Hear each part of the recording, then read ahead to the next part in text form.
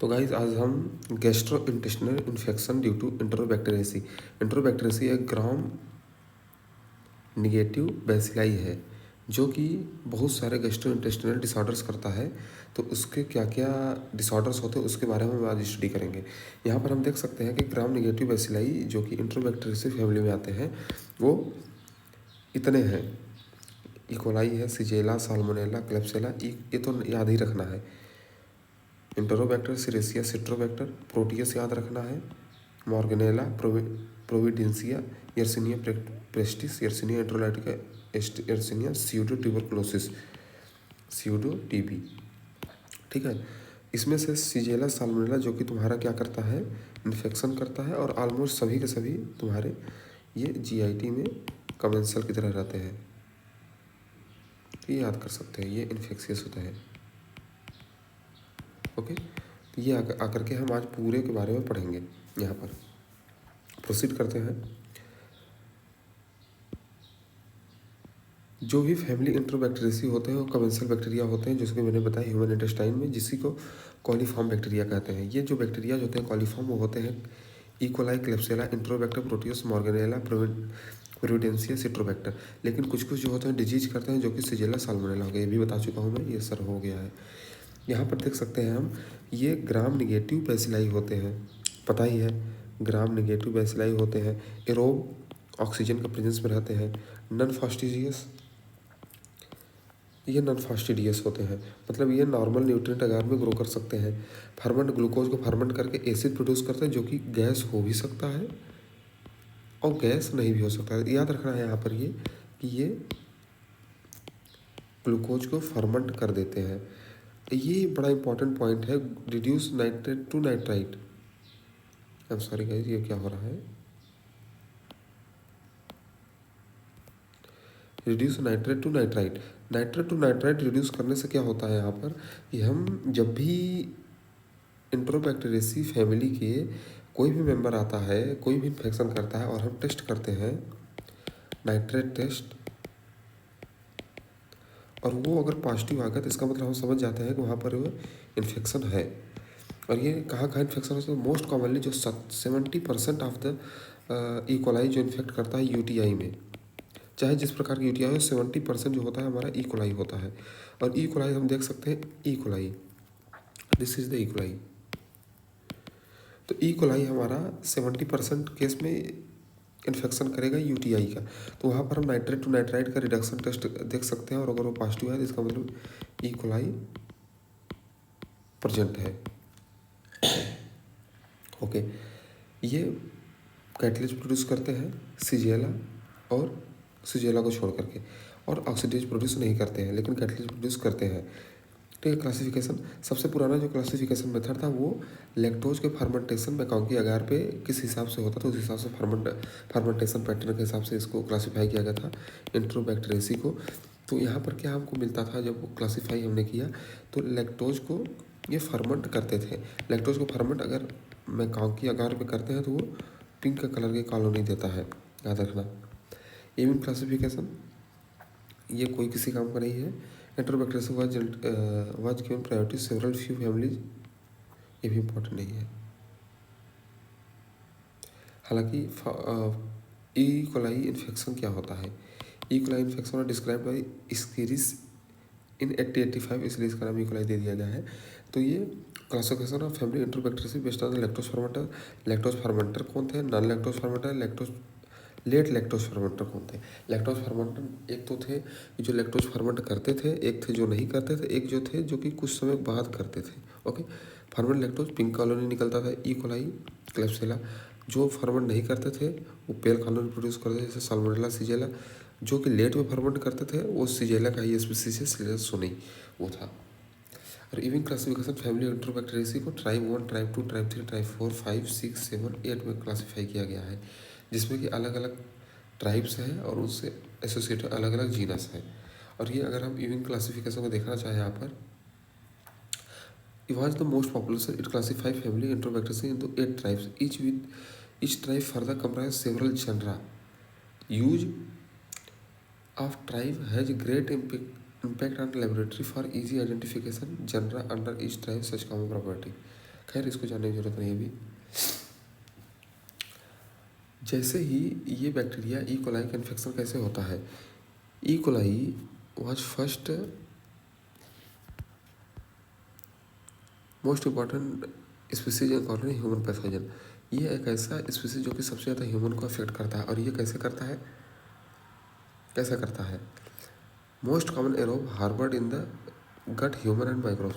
ये गट में भी पाया जाता है। Okay, after excreted in the faeces, जैसे ही फीकस में एक्सक्रीट होता है, it remain viable only for some days in the environment. कुछ दिन तक इन्वायरमेंट रहता है। Detection of E coli specially in the variant called thermo tolerant E coli survive 44 degree technical indicator recent contaminated of drinking water with human animal. तो ये हम लोग human faeces से अगर कोई वाटर सोर्स है वो इन्फेक्टेड है या नहीं है, इसको चेक करने के लिए हम ई कोलाई को टेस्ट करते हैं, क्योंकि ये कुछ टाइम तक ये वाटर बॉडी में प्रेजेंट रहता है और जब तक ये प्रेजेंट है तब तक के लिए हम इसको टेस्ट कर सकते हैं। वायरलेंस क्यों ये इन्फेक्शन करता है?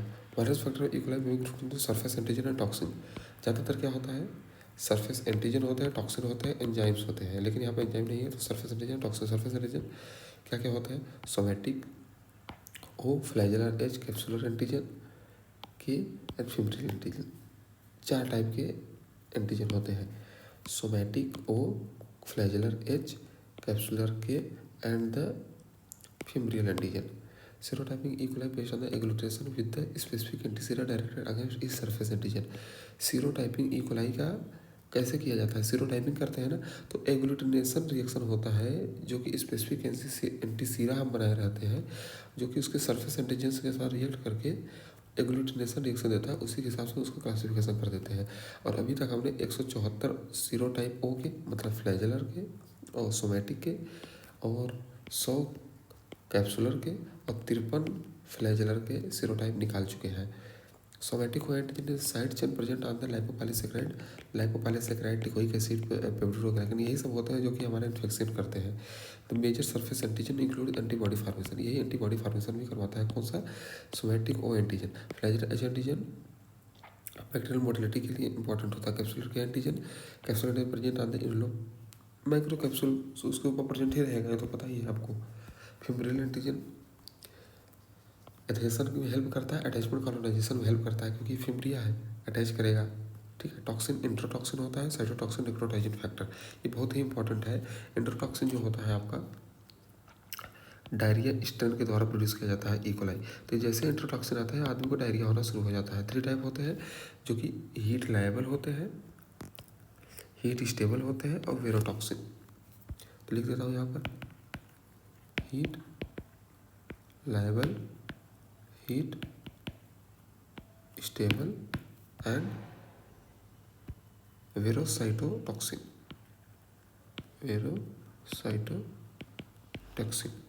डिस्क्राइब डिटेल टेबल में डिटेल में डिस्क्राइब किया, वहाँ पर मैं आता हूँ, ये वाला है टेबल। ठीक है। और cytotoxin necrotizing factor CNF, tissue necrosis factor नहीं, cytotoxin necrosis factor is secreted auto transporter toxin, they are cytotoxic to bladder. ये ब्लैडर के लिए टॉक्सिक होते हैं, किडनी के लिए टॉक्सिक होते हैं, वायरस फैक्टर होते हैं। तो cytotoxin necrotic factor is the more violent, more positive for the pathogenicity in the bladder. अब आपका क्लिनिकल मैनिफेस्टेशन क्या आएगा इन्फेक्शन के बाद? ई कोलाई है तो most common pathogen encounter clinically. E coli सबसे ज़्यादा ई कोलाई ही इन्फेक्शन किया है ह्यूमन को। तो ये क्या क्या करता है पहले ही बता चुका हूँ। यूरिनरी इन्फेक्शन 98 टेस्ट डिटेक्ट करते हैं caused by the E coli, uropathogenic E coli, UPEC. UPEC 70 से 75% ये भी बता चुका हूँ, ऑल केसेस यूटीआई। ठीक है। डायरिया करवाता है, क्यों? क्योंकि इसके पास इंट्रोटॉक्सिन है।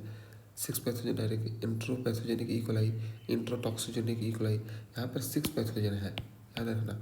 इंट्रोपैथोजेनिक E coli, enterotoxigenic E coli. आगे आ जाओ तो इंट्रोपैथोजेनिक, इंट्रोटॉक्सिक। अब entero invasive, entero haemorrhagic, entero aggregative, diffusely adherent E coli. तो पहले एकदम कन्फ्यूजन नहीं हो रहा है, पहले ध्यान से देखना है, सोचना है, ऑटोमेटिक आ जाएगा। पहले ई कोलाई तुम्हारा पैथोजेनिक आएगा, फिर टॉक्सिन प्रोड्यूस करेगा, फिर इन्वेड करेगा। इन्वेड करने के बाद जब ब्लड वेसल में आएगा तो यहाँ से हेमरेज करवाएगा, इंटरनो इन्वेसिव हेमरेजिक, फिर ये यहाँ पर आकर के जुड़ जाएगा aggregative and diffusely adherent. Other infection क्या क्या करता है, एब्डोमिनल इन्फेक्शन, ई कोलाई तो मोस्ट कॉमन कहा जाता है पोस्ट प्राइमरी बैक्टीरियल पेरिटोनाइटिस। अब ये जरा सोचो, बैक्टीरियल पेरिटोनाइटिस बहुत ही सीवियर कंडीशन होता है जिसमें बैक्टीरिया पूरे पेरिटोनियम को इन्वेड कर देता है, तुम्हारा इन्फेक्शन कर देता है। प्राइमरी बैक्टीरियल पेरिटोनाइटिस अगर spontaneous and secondary bacterial peritonitis अगर secondary to the intestinal perforation leading to the spread of commensal E coli. तो दो टाइप के होते हैं, एक होता है प्राइमरी, एक होता है सेकेंडरी। प्राइमरी वाला जो होता है वो तुम्हारा इन्फेक्शन होता है करके ई कोलाई डायरेक्ट इन्फेक्शन करता है। सेकेंडरी वाला मान लो तुम्हारा इंटेस्टिनल परफोरेशन हो गया और उसके कारण से वो आकर के अटैच करता है, बैक्टीरिया इन्वेड करता है, तो सेकेंडरी पेरिटोनियल इन्फ्लेमेशन करता है, पेरिटोनाइटिस कर सकता है। Primary bacterial peritonitis and secondary bacterial peritonitis. अब निमोनिया कर सकता है। निमोनिया कैसे करता है, हॉस्पिटल वेंटिलेटर एसोसिएटेड निमोनिया होता है, ठीक है। तो पेट हो गया, सांस हो गया, मेनिंजाइटिस दिमाग हो गया, पेट सांस दिमाग, wound and soft tissue infection as cellulitis, infection of the ulcer, wound, diabetic food. तो डायबिटिक फूड अल्सर हो गया, एकदम दिमाग लगा के सोचो कि पहले क्या था, हमारे यूरिनरी सिस्टम को अफेक्ट किया, फिर हमारे पेट को ख़राब किया, फिर हमारे सांस लेने की क्षमता को ख़राब किया, फिर हमारे दिमाग में मेनिंजाइटिस कर दिया, फिर हमारे वुंड, अल्सर, डायबिटिक फूड इन सबको इन्फेक्ट किया, फिर bacterial prostatitis. Most common cause bacterial prostatitis का ई कोलाई है। Osteomyelitis, endovascular infection and bacteria. तो बैक्टीरिया सबसे लास्ट स्टेज में होता है हमेशा किसी भी इन्फेक्शन के, बैक्टीरिया तुम्हारे पूरे ब्लड में आ जाता है और ठीक है। और यहाँ पर इंडोवस्कुलर इन्फेक्शन जैसे कि हार्ट डिजीज ये सब कर दे।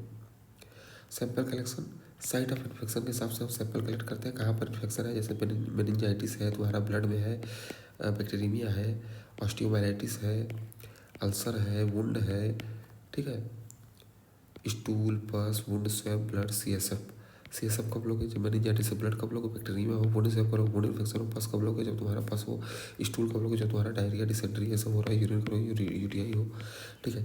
और ये तो पता ही होगा तुमको, स्टूल कब कर लोगे, entero pathogenic, entero invasive, entero toxigenic, entero aggregate, there are different type, 6 type of the culture. Blood अगर मैकॉकी का पिंक लैक्टोज फर्मेंटिंग कलर, क्योंकि ई कोलाई याद रखना लैक्टोज फर्मेंटिंग होता है, ठीक है। और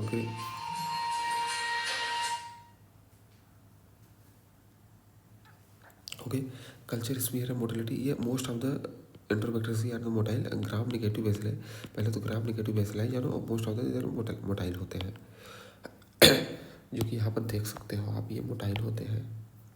अब पिंक कलर कॉलोनी क्यों, क्योंकि लैक्टोज फर्मेंटिंग है, ठीक है। और सैंपल कलेक्शन वहाँ से करेंगे जहाँ पर साइट ऑफ इन्फेक्शन है।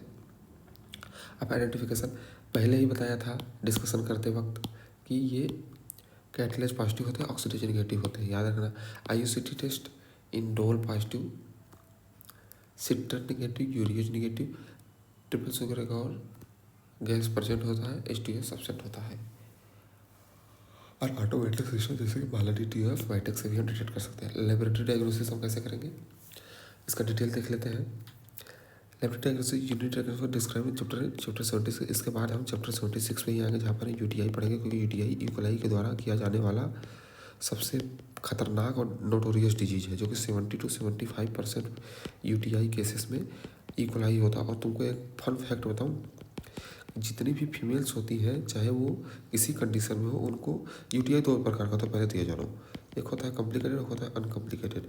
तो कोई भी अगर फीमेल आती है तो उसको तो पहले कॉम्प्लिकेटेड मान के ही ट्रीट करना है। प्रेग्नेंट फीमेल आती है कॉम्प्लिकेटेड मान के ट्रीट करना है। अगर सेक्सुअली एक्टिव फीमेल है कॉम्प्लिकेटेड मान के ट्रीट करना है। मेल यूजुअली अनकॉम्प्लिकेटेड होता है, लेकिन अगर कोई भी प्रकार का सिस्टमिक मैनिफेस्टेशन या कुछ भी दिखता है तुरंत आप अनकॉम्प्लिकेटेड मान लो। और मेल तो कभी कॉम्प्लिकेटेड होता है नहीं, अगर गलती से भी डिजीज आ गया तो उसको कॉम्प्लिकेटेड ही मानेंगे मेल को। तो स्पेसिमेन कलेक्शन कहाँ से करते हैं हम, यूरिन के लिए, और ये ई कोलाई के लिए इन्फेक्शन के लिए पस लेते हैं, एक्सुडेट वुंड सेव लेते हैं, यूरिन लेते हैं, मिड स्टूल लेते हैं, सेरेब्रल मेनिंजाइटिस अगर करवा देता है, पेरिटोनियल एक्सुडेट लेते हैं, बहुत important, peritonitis acute primary peritonitis करता है, सेकेंडरी बैक्टीरियल पेरिटोनाइटिस में स्पूटम कब लेंगे, pneumonia, tracheal aspirant, ventilator associated pneumonia, और ब्लड कब लेते हैं, बैक्टीरिया में तुम्हारा हो जाएगा तब, ठीक। आगे देते हैं direct smear of the specimen by gram staining.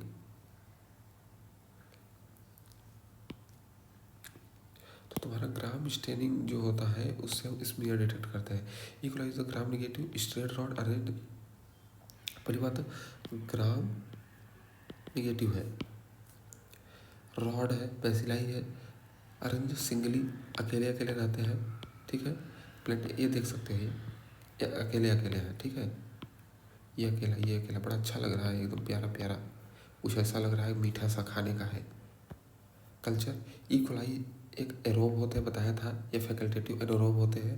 Grow ordinary culture media optimum temperature 37 से 37 डिग्री से ज़्यादा देर तक नहीं रह सकते इन्वायरमेंट में ये। तो ये क्या होता है कि जब भी हमारा current contamination of the faecal metal होता है तो हम उसको डिटेक्ट कर सकते हैं इकोलाई के नाइट्रेट से, या फिर कोई एंजाइम जो कि इकोलाई बैक्टीरिया सीक्रेट करता है उससे हम डिटेक्ट कर सकते हैं। तो कल्चर मीडिया ब्लड एगार, तो हम लोग ब्लड एगार भी कर सकते हैं। मैकॉन्गी एगार में फ्लैट पिंक कलर करो क्योंकि लैक्टोज फर्मेंटिंग है। कॉलेज ग्रे मोइस्ट ओकोसिली बीटा हेमोलाइटिक, ठीक है। Culture smear and motility testing. Culture का smear of colony so gram negative bacilli, बार बार स्मीयर करके भी तुमको क्या मिलेगा, ग्राम नेगेटिव बेसिलाई मिलेगा, जो कि मोटाइल होते हैं। दो ही चीज़ याद रखना है यहाँ पर, क्यों मोटाइल होता है क्योंकि प्री ट्राइकेट फैजला होता है ज़्यादातर में। और आइडेंटिफिकेशन कैसे करेंगे, ऑटोमेटेड मेथड में either automated identification system such as MALDI of वाइटिंग और कन्वर्सन बायोकेमिकल टेस्ट डिस्क्राइब, जो कि बता रहा हूँ मैं। जैसे कि इकोलाई मालाडी टॉफ या वाइटिंग में डाल दोगे तो ऑटोमेटिक वो बता देगा तुमको क्या है क्या नहीं है। और अगर मान लो तुमको अपने मन से निकालना है क्या नहीं है, तो सिंपल चीज़ याद रखना, क्राइटेरिया पॉजिटिव ऑक्सीजन निगेटिव होता है तो टेस्ट करो, ये आ गया, ये क्राइटेरिया फुलफिल हो गया। IUCT टेस्ट इंडोल पॉजिटिव होता था, indole positive. Citrus test negative होता था, यूरियस टेस्ट निगेटिव होता था। Triple sugar TSI triple sugar iron agar में क्या होता था, एसिड बाई एसिड रहता था। स्लैंट में भी एसिड, पट में भी एसिड एंड गैस प्रेजेंट रहता था, लेकिन वो गैस H2 से नहीं होता था। अब एंटी माइक्रोबियल ससेप्टिबिलिटी अगर इतना कर लेते हो, इतना चीज़ें फुलफिल होती है, तुमको मैकेनिकल मेथड तुमको पता चल जाएगा कि वो ऑर्गेनिज्म क्या था। Anti microbial susceptibility testing it is necessary to administrate appropriate antibiotic. कई बार क्या होता है कि हमारे जो इकोलाई बैक्टीरिया ही है वो भी क्या होता है, रेजिस्टेंट होता है, इसलिए हम AST करते हैं, anti microbial susceptibility test. And this is you can see मैकॉन्गी अगर फ्लैट लैक्टोज फर्मेंटिंग इकोलाई या मैकॉन्गी अगर लैक्टोज फर्मेंटिंग है, तो ये देखो पिंक पिंक पिंक दिख रहा है, ठीक है। ये बेसिलाई है, ग्राम निगेटिव है, इसलिए तुमको पिंक किस दिख रहे हैं, नहीं दिए वायलेट दिखते, और रॉड है, सिंगल है, ओके, याद रखना। It is performed by the disc diffusion method. तो कैसे करते हैं, हमको याद होना चाहिए कि एंटीमाइक्रोबियल ससेप्टिबिलिटी टेस्ट हम डिस्क डिफ्यूजन मेथड से करते हैं। जहाँ तक बैक्टीरिया ग्रो कर रहा है लो कंसंट्रेशन में, वो मान लो उस लेवल तक का, या फिर कोई भी माइक्रोब जब डिस्क डिफ्यूजन मेथड से हम AST टेस्ट करते हैं तो वहाँ पर डिफरेंट टाइप ऑफ द हम एंटीबायोटिक यूज करते हैं, जिस पर बैक्टीरिया ससेप्टिबल होता है, वहाँ पर बैक्टीरिया ग्रो नहीं होता है, तो जिस पर ग्रो नहीं हुआ उसी को हम दे देते हैं as a drug. Disc diffusion method on the Mullerian Hinton agar, याद रखना, Mueller Hinton agar by automated MIC based method वाइटिंग। और इकोलाई का rapidly resistance multiple drug many strain of the E coli producer of the beta lactamase. जैसे कि E coli हम क्या है, ये पहली बात तो याद रखो, ग्राम निगेटिव बेसिलाई है, इसीलिए पिंक किस दिख रहा था ना। तो पहली बात, ग्राम निगेटिव में बीटा लैक्टम का यूज करना ही बेफिजूली है, क्योंकि बीटा लैक्टम बहुत ज़्यादा अच्छे से यूज नहीं करेगा। ग्राम पॉजिटिव के लिए जाता था, क्योंकि ग्राम पॉजिटिव में तुम्हारा पेप्टिडो ग्लाइकन लेयर होता है, जिसका कि इंटरलिंकिंग होता है, इंटरलिंकिंग को ही ब्रेक कर देता है तुम्हारा क्या, बीटा लैक्टम। लेकिन यहाँ पर बीटा लैक्टम है तो ज़्यादातर बीटा लैक्टम के इनहिबिटर भी होते हैं, उसमें बीटा लैक्टमेज इनहिबिटर होते हैं, such extended spectrum beta lactamase. तो मतलब एक्सटेंडेड स्पेक्ट्रम, छोटा मोटा नहीं है beta lactamase inhibitor, extended spectrum MPC and the MBL metallo beta lactamase. ये सब जो एंजाइम्स होते हैं AMP C and beta lactamase ये क्या करते हैं, तुम्हारे ब्लॉक कर देते हैं बीटा लैक्टम एंटीबॉडीज की एक्ट करने से। तो हमको यहाँ पर ट्रीटमेंट क्या देना पड़ेगा, जैसे कि ई coli infection other than diarrhoea. अगर मान लो डायरिया है तो उसका ट्रीटमेंट अलग है, डायरिया नहीं है जैसे यूरिया है, मेनिंजाइटिस है, फीवर है, ब्लड है, इस ब्लड में तुम्हारा ई कोलाई है, तुम्हारे पस में ई कोलाई है, तुम्हारे निमोनिया में ई कोलाई है, ट्रैकिया वेंटिलेटर एसोसिएटेड में कहीं पर भी ई कोलाई का तुम्हारा सिम्टम आता है तो वहाँ पर तुम कई प्रकार का ट्रीटमेंट दे सकते हो।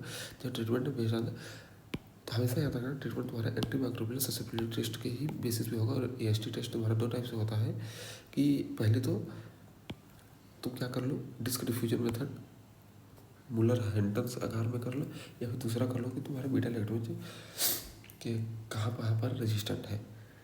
तो majority of the E coli acquired in the hospital are the multi drug resistance. जो भी हॉस्पिटल में तुमको ई कोलाई मिलेगा वो मल्टी ड्रग रेजिस्टेंस होगा, ये मान के ही चलना। तो more than 3 class of the antimicrobial such as the aminopenicillin, third generation cephalosporin and quinolone. याद रखना अमीनोसिलिन, सिफेलोस्पोरिन एंड क्विनोलोन, इन सबसे तो रेजिस्टेंट हो ही गए हैं। एक हो गया aminopenicillin, cephalosporin third generation and the quinolone and clotrimazole, clotrimazole. However, if found susceptible, then these agent may be preferred. अगर ससेप्टेबल है, नॉर्मली तो नहीं रहेंगे, अगर है तो हैप्पीली इसको यूज करना है। ओके, अब आता है हम यूज क्या करेंगे। मान लो हमारा अमीकासिन नहीं यूज कर पाए, सिफेलोस्पोरिन यूज नहीं कर पाए, क्विनोलोन यूज नहीं कर पाए, कार्बोक्सी कोट्राइमोक्सोजोल नहीं यूज कर पाए ई कोलाई में, तो हम यूज क्या करेंगे। अगर मान लो कोई घर पे इन्फेक्टेड हुआ है नॉर्मली, जो कि फूड इन्फेक्शन हो गया है, वहाँ पर ई कोलाई पॉजिटिव आया, तुम्हारा नाइट्रेट टेस्ट यूज कर लिया, फिर Vitek catalase positive, oxidase negative, IUCD test लेकर के तुमने यूज कर लिया, और तुम्हारे अगार पे ब्लड अगार पे देखा पिंक कलर का लेटोस फर्मेंटिंग में कॉकी अगार पे मिल गया, और इन सब केसेस को देखने के बाद तुमने कन्फर्म किया ये ई कोलाई बैक्टीरिया ही है। अब ई कोलाई बैक्टीरिया तुम्हारा क्या है, गाँव में तुम्हारा इन्फेक्शन हो, वहाँ पर कोई रेजिस्टेंस स्पीसीज नहीं है। जब रेजिस्टेंस है ही नहीं तो वहाँ पर हम एम्पीसिलिन, अमीनोसिलिन दे दें, थर्ड सिफेलोस्पोरिन दे दें, क्विनोलोन दे दें, कोट्राइमोक्सोजोल दे दें, ये सब दे करके हम पहले ट्रीट करें। और अगर इन सबसे काम नहीं बनता है तो हम क्या देंगे, कार्बापिनेम देंगे, अमीकासिन देंगे, beta lactam with beta lactamase inhibitors देते हैं।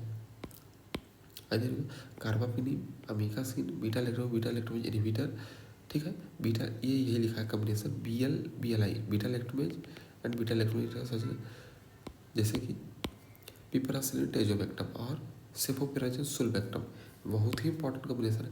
Piperacillin tazobactam, cefoperazone sulbactam. और ये क्या होते हैं, agent of choice for the hospital acquired multi drug resistance E coli infection. तो अगर हॉस्पिटल में हो और तुम्हारा मल्टी ड्रग रेजिस्टेंस है तो वहाँ पर तुम दो carbapenem, amikacin, beta lactam with beta lactamase inhibitor, piperacillin tazobactam, cefoperazone सुल्बैक्टम।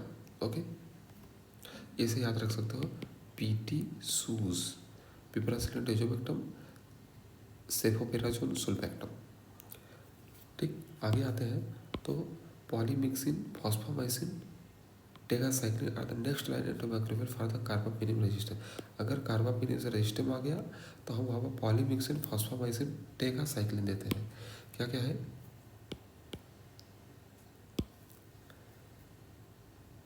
पहले तो कार्बापिनेम देते हैं, अमीकासिन देते हैं, beta lactam with beta lactamase inhibitor देते हैं।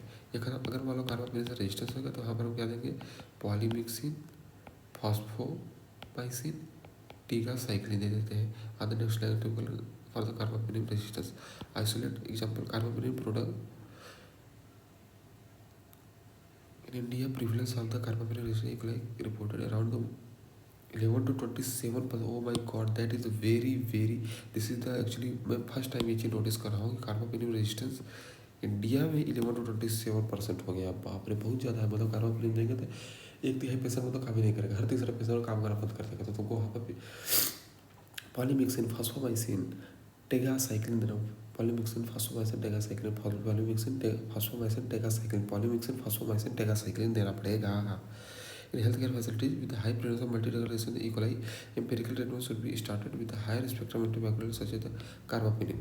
तो कार्बापेनिम ही सबसे पहले स्टार्ट कर रहे हैं ज़्यादातर। एंड थेरेपी कुल B tailored based on the susceptibility report, कहाँ ससेप्टिबल है उसी के हिसाब से हम फिर आगे ट्रीटमेंट करते चले जाएंगे। अगर डायरिया है, आगे आते हैं, अगर पेशेंट को डायरिया है तो उस केस में क्या करेंगे। तो डायरिया जेनिक ई कोलाई होता है, डायरिया जेनिक ई कोलाई का ट्रीटमेंट अलग हो जाता है, कम्प्लीटली अलग होता है, जो कि हम देख सकते हैं diarrhoea E coli antigenically distinct from the commensal E coli. पहली बात तो वो पेट में ही था, तुम्हारे पेट में ही था, गट में ही था, गट में रहने के बावजूद भी वो इन्फेक्शन नहीं कर रहा था। क्यों? क्योंकि वो कमेंसल था। अभी ये इन्फेक्शन नहीं करता था, अभी ये इन्फेक्शन कर रहा है। तो इसका मतलब यहाँ पर तुम्हारा क्या हो गया है, अगर इन्फेक्शन कर रहा है तो इसका मतलब इसका एंटीजन डिफरेंट हो गया है, और ये एंटीजन डिफरेंट है, इसी कारण से वो कॉलोनाइज कर रहा है इंटेस्टाइन में। और only few serotype of E coli express enterotoxin other virulence mechanism can cause diarrhoea. बहुत ही कम ही स्पीसीज है, लेकिन उसके बावजूद भी बहुत ही ज़्यादा प्रिवेलेंट है। WHO estimated more than 300 million illness, nearly 2 lakh death caused by diarrhoeagenic E coli. देखो वही बोला ना कि बहुत ही, बोला क्या, only few serotype of E coli express enterotoxin, बहुत ही कम है जो कि इंट्रोटॉक्सिन को प्रोड्यूस करते हैं, लेकिन ये बहुत ही ज़्यादा होते हैं, बहुत ही सिग्निफिकेंट, बहुत ही रॉबस्ट इंट्रोटॉक्सिन होते हैं जो कि काज करते हैं तुम्हारा डिसेंट्री को, डायरिया जेनिक ई कोलाई होते हैं। और मोर देन 300 मिलियन इलनेस करते हैं, लगभग 500 मिलियन इलनेस करते हैं, जो कि 2 लाख डेथ करवा ही देते हैं। अब आगे देखते हैं, 6 टाइप ऑफ पैथोटाइप होता है डायरिया जेनिक ई कोलाई के, जैसे कि नीचे दिया गया है। क्या होता है, इंटरोपैथोजेनिक ई कोलाई, इंटरोटॉक्सिजेनिक ई कोलाई, ठीक है, entero invasive E coli, entero haemorrhagic E coli, entero aggregant E coli, diffuse aggregant होता है। तो इंटरोपैथोजेनिक ई कोलाई जो होता है इन्फेंटाइल डायरिया करवाता है आउटब्रेक में, और ये स्पोरेडिक डायरिया होता है एडल्ट में, स्पोरेडिक होता है और इसमें इन्फेंटाइल डायरिया होता है। कैसे होता है, पर्सन टू पर्सन स्प्रेड। क्यों? क्योंकि 1-2 दिन तक तो जिंदा रहता ही है, तो वहाँ से पर्सन टू पर्सन इन्फेक्ट कर जाता है, हाथ से हाथ। It is non toxigenic and non invasive. पहले होता टॉक्सिजेनिक नहीं होता, इन्वेजिव नहीं होता, तो इन्वेजिव का दिक्कत हट गया। Maximum of diarrhoea include, diarrhoea कैसे होता है, adhesion of the intestinal mucosa mated by plasmid molecule bundle forming pili, pili के थ्रू अटैच कर जाता है, ठीक है। Which for the cup like projection pedestal, pedestal भी दिखता है। ये मान लो क्वेश्चन आ गया तुम्हारा आइनाई सेट में, तुम्हारे गट में आया ई कोलाई आकर के जुड़ गया और ऐसे इन्वेजन जैसा कुछ बना दिया, इसको क्या बोल देंगे, क्या बोलोगे, PEDESTAL, पेडेस्टल हो गया ये, ठीक है। और attaching and effacing lesion, these are the typical lesions produced on the intestinal epithelium which lead to the disruption of breast border epithelium। यही जो मेन कल्प्रिट है, पहले अटैच करता है फिर इफेस करता है लीजन जहाँ होता है। तो typically lesion produce intestinal epithelium which lead to the disruption of the breast border epithelium causing increase secretion and water diarrhoea. तो सिक्रीशन इंक्रीज हो जाता है और वाटर डायरिया होने लगता है। Enterotoxin E coli traveller diarrhoea होता है। एक्यूट वाटरी डायरिया इन्फेंट और एडल्ट में करवाता है, ये टॉक्सिजेनिक नहीं होता है और इन्वेजिव नहीं होता, इसका मतलब गट में ही रहेगा तुम्हारे। और ये ई कोलाई टॉक्सिजेनिक, इंट्रोटॉक्सिजेनिक ई कोलाई कैसे करता है, पहले अटैच होता है म्यूकोसा से, फिर उसके बाद टॉक्सिन प्रोड्यूस करता है। हालांकि ये टॉक्सिजेनिक, सॉरी, इट इज टॉक्सिजेनिक, ये टॉक्सिजेनिक होता है, और ये टॉक्सिजेनिक तुम्हारा नहीं होता था। पैथोजेनिक टॉक्सिजेनिक तो इंट्रोटॉक्सिन नाम ही चिल्ला चिल्ला के बता रहा है टॉक्सिजेनिक है। टॉक्सिन प्रोड्यूस करता है, तो हीट लाइबल टॉक्सिन होता है, क्या बताता है, हीट लाइबल हीट स्टेबल होता है, और एक वेरोटॉक्सिन होता है। तो हीट लाइबल टॉक्सिन कहता है हीट स्टेबल टॉक्सिन करवाता है। तो हीट लाइबल टॉक्सिन साइकिल केम में बढ़ा देता है, हीट स्टेबल टॉक्सिन साइकिल केम में बढ़ा देता है। डायग्नोसिस टॉक्सिन ट्रीटमेंट कर लो, यही सबसे बेस्ट डायग्नोसिस था। अब इंट्रोइन्वेजिव सबसे खतरनाक यही होता है, enteroinvasive E coli. Enteroinvasive E coli biochemically genetically pathogenically close to Shigella, Shigella भी डिजीज करवाता है बहुत तगड़ा। तो ये इंट्रोइन्वेजिव ई कोलाई तुम्हारा सीजेला के आसपास ही होता है।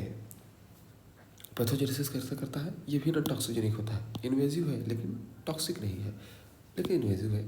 एपिथेलियल सेल इन्वेट करता है mediated by plasmid coated antigen virulence marker antigen. और तुम्हारा मैनिफेस्टेशन क्या करता है? Include ulceration of the bowel, ulcer कर देता है, dysentery, diarrhoea, mucus blood called bacillary dysentery and disability, shigellosis. Shigellosis की तरह ये बैक्टीरियल डिसेंट्री करवाता है। बैक्टीरियल डिसेंट्री करवाने के कारण क्या होता है? तुम्हारा अल्सर होता है, अल्सर होने के कारण इन्वेजन हो जाता है इसका, और ये म्यूकस ब्लड तीन डिसेंट्री होता है। सिजिलोसिस की ही तरह सिजेला के ही आसपास होता है ना, सिजेला से ही मिलता जुलता है, भाई बंधु है इसके। जब जिसके भाई बंधु है तो उसी के जैसे ये भी रहेंगे, तो सिजिलोसिस। कैसे इसको डिटेक्ट करते हैं? एलाइजस करते हैं, ठीक है। हेला सेल इन्वेजन ऐसे, यार ये सब तो पता ही रहना चाहिए तुमको। जरा सोचो, तुम हॉस्पिटल में बैठे हो, पेशेंट आया और तुम कह रहा ओ माय गॉड, मैंने तो ये पार्ट पढ़ाया नहीं क्योंकि बड़ा छोटा सा दिया था, मुझे लगा इंपॉर्टेंट नहीं होगा। तो कोई ऐसा चीज़ नहीं करना है, एलाइजा करना है, हेला सेल इन्वेजन ऐसे करना है, compared with the HeLa, HELA, small capital.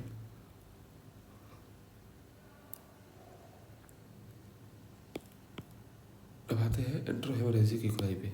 एंट्रोहेमोरेजिक E coli prevalent mainly in industrialised countries, ठीक है। हेमरेज करवाते हैं, सीधा हेमरेज करवाते हैं। O157 ये एक प्रकार का सीरोटाइपिंग, मैंने बताया था सीरोटाइपिंग 4 एंटीजन के बेसिस होता है, OH के and another toxin produce by them.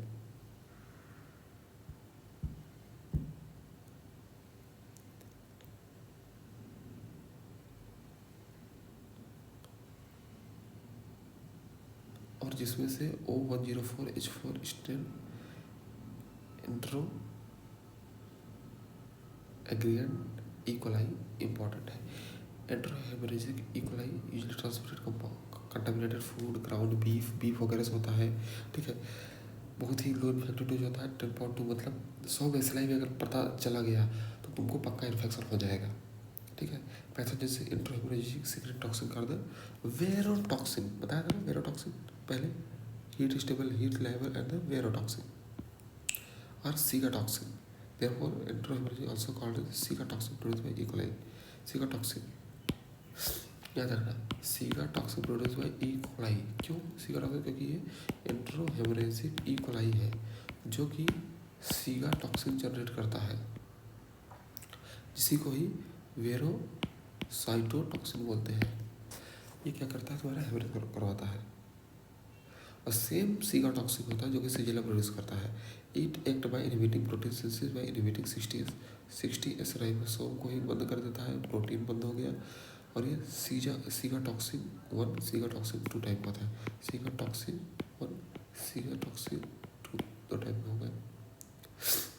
Manifestation क्या होता है, क्या दिक्कत आएगी?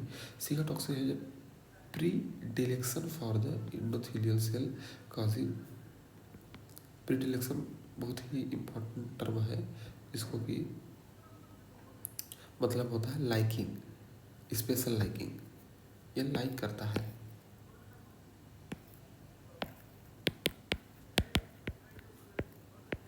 ठीक है।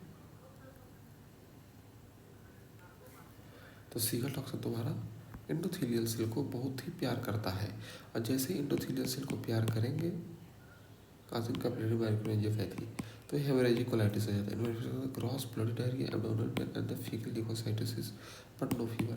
ओ माय गॉड, फीवर क्यों नहीं? क्योंकि सिर्फ हेमोरेज करवाना है यहाँ पे, तुम्हारा फीवर नहीं हो रहा है, तुम्हारा ब्लड लॉस हो रहा है, हर एक चीज़ हो रहा है, तो परेशानी भी होगा। और हेमोरेजिक यूरेमिक सिंड्रोम ये सबसे खतरनाक होता है। It is the characterised injury of small vessel of the kidney and the brain. Haemorrhagic uraemic syndrome क्या होता है? Injury small vessel of the kidney and the brain, जिसमें bloody diarrhoea, thrombocytopenia, renal failure and encephalopathy. तो uraemic syndrome क्या होता है? पहले तुम्हारा किडनी फेलियर होता है, तुम्हारा यूरिन ब्लड लॉस होता है, अगला चीज़ तुम्हारा ब्रेन की वेसल फट जाते हैं, तो इसको बस ऐसे ही याद रखें, हेमोरेजिक यूरेमिक सिंड्रोम HUE से याद रखते हैं।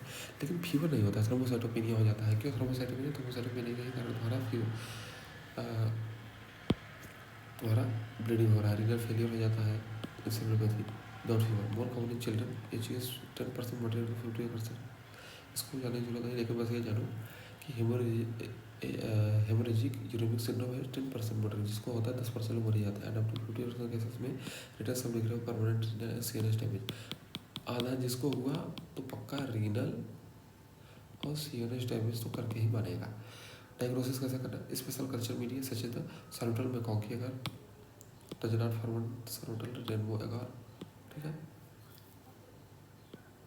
इंट्रो हेमोरेजिक इक्वलाई के लिए टॉक्सिन डिटेक्शन, इंट्रोटॉक्सिन वेरोटॉक्सिन होता था ना, साइटोटॉक्सिन से वेरोसेल लाइन एलाइजा कर सकते हो, और डीएनए पीसीआर कर सकते हो, और सिजेला टॉक्सिन 1 and 2 को डिटेक्ट कर सकते हो। Enteroaggregative more adherent to the HEP cell distinct pattern layering the bacteria aggregatory stacked brick fashion. Most standard are the O subtype and but it's typeable.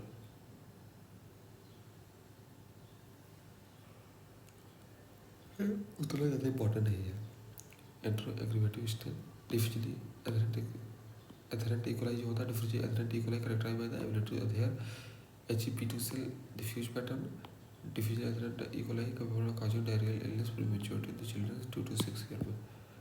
खैर इसका ट्रीटमेंट अगर diarrhoea इक्वलाई है, पहले तो याद करो, अगर नॉन डायरियोजेनिक इक्वलाई था तो हम लोग क्या करते थे, ज़्यादातर तो तुम्हारा थर्ड जनरेशन सिक्लोस्पोल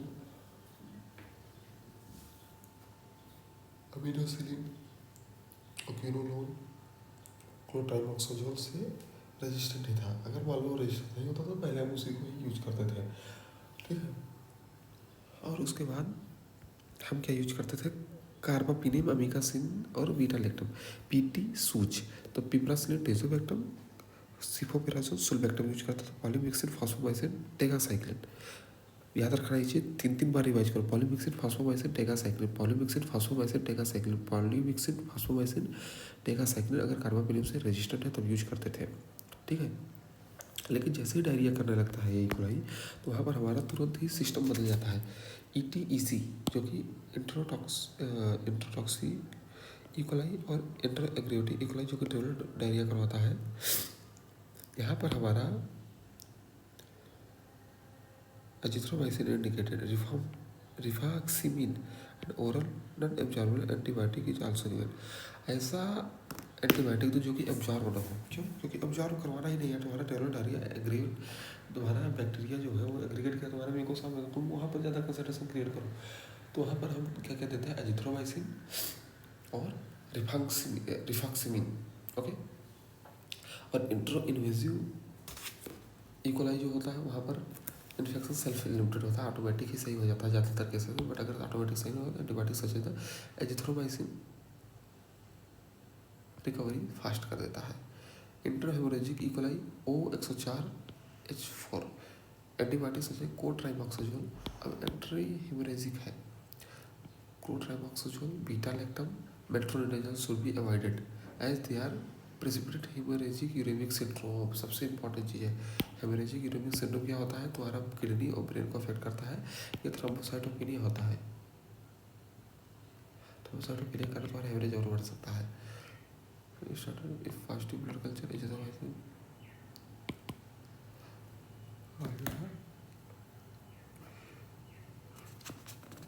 अगर एंट्रो एग्रीगेटरी इकोलाई है और इम्यूनो कम्प्रोमाइज पेशेंट है तो वहाँ पर हम सिप्रोफ्लॉक्सासिन देते हैं, ठीक। यहाँ पर हमारा इकोलाई खत्म होता है गाइस। आगे हम पढ़ेंगे सीजेला इन्फेक्शन, सीजेलोसिस, ओके। सीजेला पढ़ेंगे, फिर हम साल्मोनेला पढ़ेंगे, फिर एर्सिनिया पढ़ेंगे, फिर प्लाज्मोनियासिस,